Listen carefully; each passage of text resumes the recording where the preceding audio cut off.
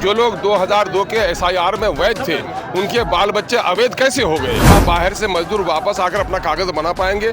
लोगों के दबाव में आपने एक काम किया है, सरलता दी है कि साहब बगैर किसी सबूत के फॉर्म भर दीजिए। हमारी उम्र 18 साल है, हम वोट देने के लायक हो गए हैं।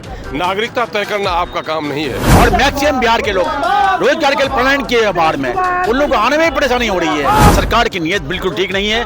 जनता यहाँ की समझ गई है सरकार क्या चाह रही है। बिहार में इंडिया गठबंधन ने मतदाता पुनर्निरीक्षण और ट्रेड यूनियन हड़ताल के समर्थन में आज बंद बुलाया।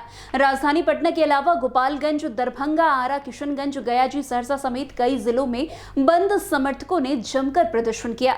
इस दौरान कहीं ट्रेन रोक दी गई तो कहीं सड़क पर आगजनी कर आवागमन को बाधित कर दिया गया।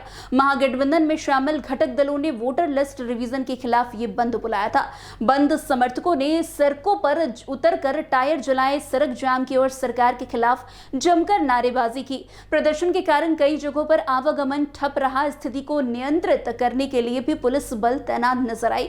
वैसे संबंधी में महागठबंधन को एआईएमआईएम का भी समर्थन मिला है।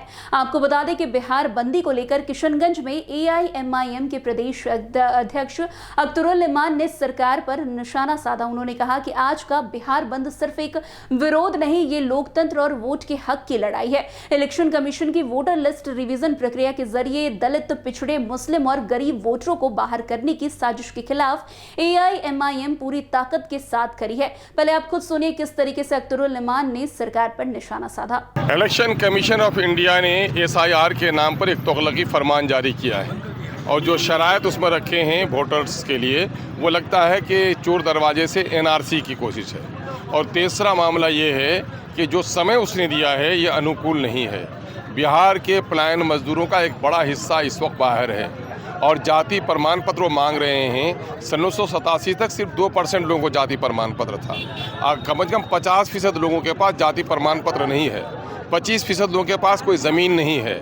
वो इलेक्शन कार्ड को खुद ही नहीं मान रहे हैं, आधार को खुद ही नहीं मान रहे हैं, लेबर कार्ड को खुद ही नहीं मान रहे हैं। तो इतनी दिक्कतें पैदा करने का क्या सवाल है? इलेक्शन कमीशन को इस बात की वजाहत करनी चाहिए कि उन्होंने 2002 में एसआईआर किया था, तो एसआईआर में जो लोग वैध पाए गए थे ऐसे ही लोग वोटर थे, तो फिर उन वैध लोगों से कागज़ क्यों मांगा जा रहा है? जो लोग 2002 के एसआईआर में वैध थे, उनके बाल बच्चे अवैध कैसे हो गए?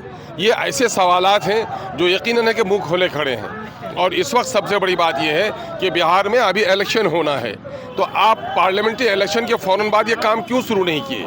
25 दिन में ये काम मुश्किल है करना। क्या बाहर से मजदूर वापस आकर अपना कागज़ बना पाएंगे? लोगों के दबाव में आपने एक काम किया है, सरलता दी है कि साहब बगैर किसी सबूत के फॉर्म भर दीजिए। लेकिन आपने ये नोटिफाई नहीं किया है कि जो लोग फॉर्म भर देंगे दैट्स एनफ, वो काफ़ी नहीं है, बल्कि आप उसको रख देंगे और फिर चोर दरवाजे से फिर आप उसको अगस्त के महीने में नोटिस जारी करेंगे। तो ये कहाँ से मुनासिब है कि ये भारत के नागरिकों को इस तरह से परेशान किया जाए? हम भारत में पैदा हुए हैं, भारत के नागरिक हैं। हमारी उम्र 18 साल है, हम वोट देने के लायक हो गए हैं। नागरिकता तय करना आपका काम नहीं है, वो हम डिपार्टमेंट का काम है, वो करे। अगर आपको डी वोटर लगता है तो डी वोटर को निकालना आपकी जिम्मेदारी है। उसके लिए जो जायज़ तरीके हैं वो अपनाइए। इस तरह से लोगों को परेशान मत कीजिए। ये परेशानी आज भले ही कुछ पार्टियों ने आज कॉल दिया हो, लेकिन ये बिहार की 13 करोड़ जनता के जन जन की आवाज़ है। सिवाय भाजपा और एनडीए के घटक के कुछ लोगों को छोड़कर जो सत्तासीन हैं, बाकी उनकी जनता भी, उनके वोटर भी आज सड़कों पर हैं। जहां एक तरफ एआईएमआईएम पूरी ताकत के साथ इस बिहार बंदी में साथ खड़ी नजर आई, तो दूसरी तरफ किशनगंज कोचाधाम से जेडीयू के पूर्व विधायक मुजाहिद आलम और कांग्रेस विधायक इजहारुल हुसैन ने भी सरकार पर जमकर निशाना साधा। उन्होंने इस मतदाता पुनर्निरीक्षण को वोट बंदी करार दिया। पहले आप खुद सुनिए किस तरीके से इन दोनों नेता ने सरकार पर निशाना साधा है। ये मौजूदा सरकार इस साजिश चल रही है जिनकी, ये चाह रही है सबसे पहले हमें मेरा मत का जो अधिकार है उसको छीनना चाहती है। उसके बाद इससे ये हमें इस देश से बाहर करना चाहती है, इस मुल्क से बेदखल करना चाहती है। सरकार की नीयत बिल्कुल ठीक नहीं है। जनता यहाँ की समझ गई है सरकार क्या चाह रही है। आपको लगता है कि 26 दिन के वोटर वेरिफिकेशन हो सकता है? एक वोटर वेरिफिकेशन कम से कम 5 या 6 साल लगता है। इससे पहले आसाम में ऐसा हुआ 6 साल लगा। क्या तुक है? साफ जाहिर होता है आपका मनसा ठीक नहीं, नीयत ठीक नहीं है आपकी।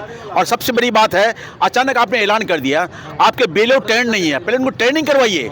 अभी मैंने देखा है कहीं 2 दिया जा रहा है, कहीं 1 ही दिया जा रहा है, उसका जीरोस नहीं मिलता है। क्या तुक है?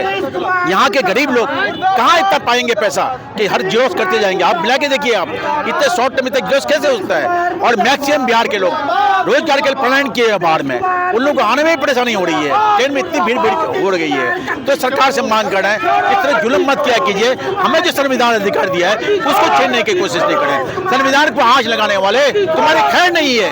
हम सब अवाम साथ हैं और सरकार की नीयत जो गलत नीयत है इसके खिलाफ ही आवाज़ है। इंशाअल्लाह मुझे उम्मीद है, हम लोग चाह रहे हैं कि सरकार को ये वापस ले, ताकि हम लोग की जो परेशानी हुई हम लोग इस परेशानी से दूर हो जाए। वैसे आपको बता दें कि बिहार विधानसभा चुनाव से पहले मतदाता सूची के विशेष गहन पुनर्निरीक्षण के विरोध में बुधवार को कांग्रेस नेता राहुल गांधी ने पटना चुनाव आयोग कार्यालय तक महागठबंधन के मार्च का नेतृत्व किया। इस दौरान राहुल गांधी के साथ राजद नेता Tejashwi Yadav, communist party liberation के महासचिव दीपांकर भट्टाचार्य और अन्य विपक्षी दलों के वरिष्ठ नेता मौजूद थे। लेकिन इसी दौरान पुलिस भी प्रदर्शन कर रहे नेताओं को हिरासत में लेते हुए नजर आई। अब आगे क्या कुछ होगा वो देखना काफी दिलचस्प होगा। तो आज की इस खबर में बस इतना ही। अन्य खबरों में हमारे साथ ऐसे आगे बने रहें और देखते रहे। तब तक के लिए NBC 24 धन्यवाद।